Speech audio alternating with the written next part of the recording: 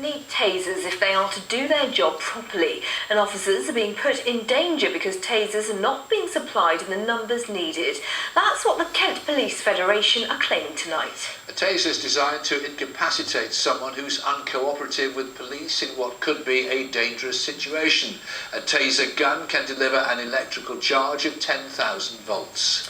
Well, now Ian Poynton from the Kent Police Federation says there simply aren't enough of these stun guns. I spoke to him a little earlier and started by asking him why he thinks Kent Police need more tasers. Extended the use of tasers in 2009. We ensured that more officers had got them. Around 300 officers have got tasers in Kent Police, and that was to make sure that officers could protect both themselves and the public. And we think now is the time to extend that further, to make sure that officers have got that vital piece of protective equipment. But Kent Police disagree. They say we're fine, we don't need any more. Well, Kent Police may well do, but my members out on the ground say differently. They're out there day in, day out, dealing with violent situations, and taser is a useful piece of equipment that they can use to protect themselves and the public.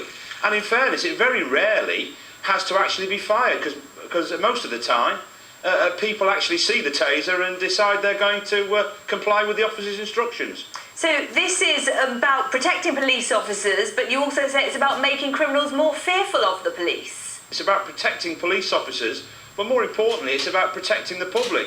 You know, people need to understand that pepper spray doesn't always work, and quite often people who are drunk, shall we say, don't want to do as the police tell them. They don't want to go home when they're told to go home. They want to fight with police officers.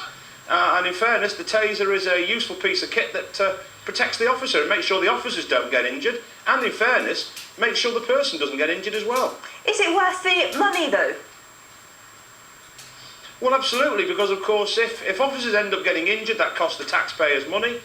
If defendants get injured, that leads to complaints. It leads to potentially civil cases. So, you know, this can cost money all round.